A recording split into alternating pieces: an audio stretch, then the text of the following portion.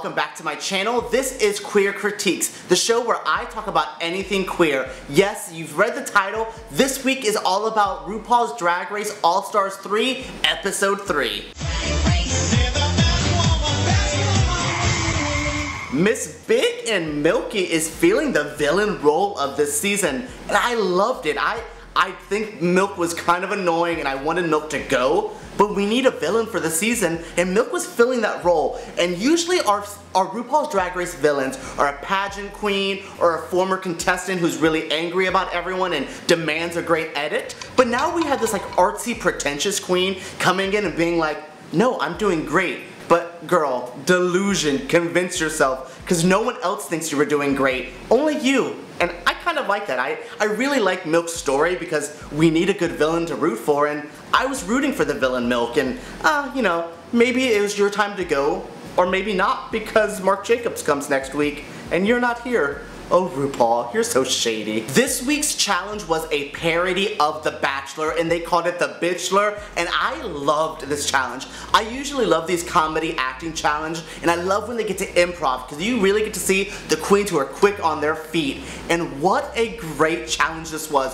No one did really horribly bad, but that's the beauty of All-Stars, is even the person who does the worst in the challenge is still doing an okay job. And I actually loved what everyone kind of brought to this thing, and you had the people who were pretty bad like Milk, Chi-Chi, and Aja, but honestly, I liked each one of them, and I thought they brought something to the challenge and weren't a complete dud. Okay, Chi-Chi was kind of bad in this challenge, and I really didn't get what was Chi-Chi like. Chi-Chi got bulldozed over, same thing with Aja, and then you have Milk, who was a bulldozer on his team, and it's just really interesting dynamics there. But to me, the shining stars of this episode were Shangela, Kennedy, and Trixie Mattel, who ended up being the top 3 of the week, but you can tell because they owned this challenge and they owned the runway. I'm gonna get into that runway because one of my favorites this season and one of my favorites in all of Drag Race. But we're gonna get right back to the Bitchelor. What a great challenge for each one of these queens. I really think Shangela owned, like, they were in a polyamorous couple. It was Chi-Chi and Shangela. Shangela just ate Chi-Chi up, and I kind of felt bad. Like, it get kind of cringeworthy where you're like, Chi-Chi's cute, but Shangela's in her own show, as Shangela usually does. Shangela does not care about another competitor, as opposed to like, oh, personally Shangela cares. Not that I think Shangela's evil, but Shangela's like, oh, it's my time to shine? I'm shining. And I love seeing Shangela shine because Shangela is a true star, and I really think is the front runner to win this whole thing. The other front runner for the week was Trixie Mattel, and I love Trixie this week. If Trixie was not with Milk, I really think Trixie had a chance to win this whole challenge because Trixie's runway was good, Trixie's like fake bitch character in The Bitchelor was amazing, like hilarious moments when he got the chance to speak. I like Trixie, and I really want Trixie to win. I just said Shangela's the front runner. Shangela's honestly the most obvious winner since All Alaska last season, but I am digging both of those two, and that's the top 2. No matter what, if you know how we're going with Ben is doing so great, Ben's doing fine. But I really see those 2 winning. Looking at each of the queens who were in the challenge this week, BB kind of fell into the background. Each week BB's falling into the background, and each week I keep thinking that theory that BB's the mole and is gonna kind of just be here to just coast on by and give RuPaul all the tea, it's coming more and more true each episode because BB is doing great. That's it. BB's just doing great. As BB should. BB is the first winner of any Drag Race. BB is a legend. Should be doing great. Should be doing much better, to be honest. Like, should be kind of kicking it just up a notch a little bit more.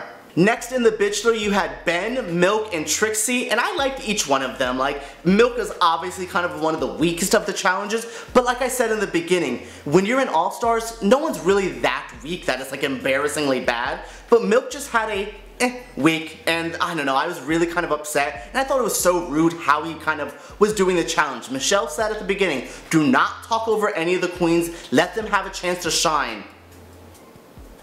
Milk, where was the shining? Where were you allowing anyone else to shine? Especially with your kind of like weird character choice? I don't know. But speaking of weird character choices, Aja, girl, open up a dictionary. Needy is not what you thought. I like Aja a lot, but that was so sad where I'm like, Aja, honey. Oh, that's my pheromone moan. But like, oh, Farrah. Oh, Aja, come on. The biggest surprise for me this week was Kennedy Davenport. I knew Kennedy was funny because season 7, that Snatch Game performance is pretty hilarious. But like, I just kind of always forget that Kennedy has it in him to be funny, and boy, did Kennedy just murder it this week with that character. Like, when I saw her tits, I was just like, yes. And then she opened that mouth and I was like, oh God, yes, you're so good. Taking off the wig, what a great challenge this week. Actually, you know, Kennedy kind of knew that it was a wig theme because Kennedy did a wig reveal in the challenge. Kennedy did a wig reveal on the runway and in the lip sync. Kennedy, this was your episode. Good job. Now jumping into the runway, what a great runway it was this week. Like I said, I think this is one of my favorite runways in all of RuPaul's Drag Race. I love the infamous Roxy Andrews wig on wig reveal, but a whole runway based on wig on wig on wig, yes, God, because I needed this. Like, Bendela's outfit was so great. That wig reveal to the skirt wig reveal was really, really cute. I thought that was a great idea. I also really love Trixie's like Lady Bunny 60s inspired look. So sexy. Like, Trixie's looking really good this season. I know Trixie's like the new skinny legend, but like, more than that, you're like a beauty legend now, Trixie. Good job. For me, the other two notable great runway looks this week was Shangela's like popcorn corn inspired runway and Aja's like anime manga. Like, it was a look Aja was serving. Like, if Aja wasn't so bad in the challenge, Aja had a chance to win because that whole outfit was a look. When did Aja go shopping, by the way? Because the fashion has grown since last season. Like, I am digging Aja more and more each episode. Do I think Aja's gonna win? It would be really kind of interesting and kind of like a very like controversial talking point having Aja win after just being on the show. But Aja is doing amazing, and I really think Aja has won. Aja has to me won because he's proven that he's a great drag queen, and like Aja's looks, she is killing it. Like, I'm just really impressed with Aja. So good job, to me, you're a winner, baby. The opposite of a winner is a loser, and there were some losers on the runway this week. To me, Kennedy did not give me a good look. If Kennedy's performance wasn't so strong, Kennedy could have been in the bottom because of that look.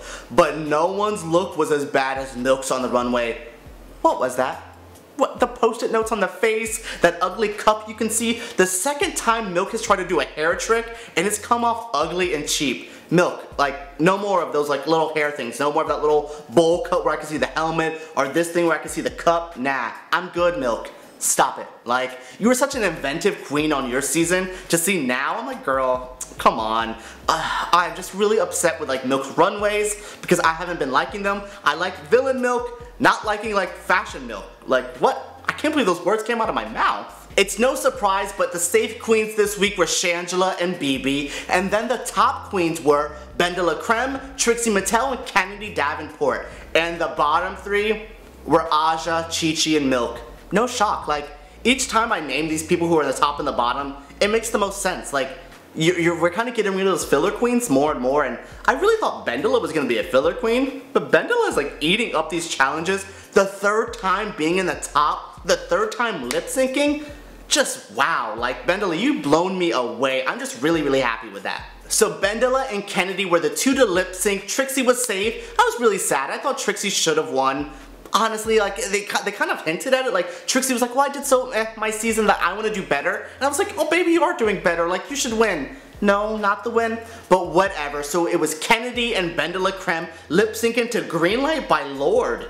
Yes, what a performance. I did not expect this song on Drag Race, but I loved it. And Kennedy was living in that song, was giving me. As soon as Bendela tried that little hair trick and it looked bad, I was just like, well, now it's definitely Kennedy's. Like, Kennedy lived the song, and I don't know which queen said it this week, but less is more.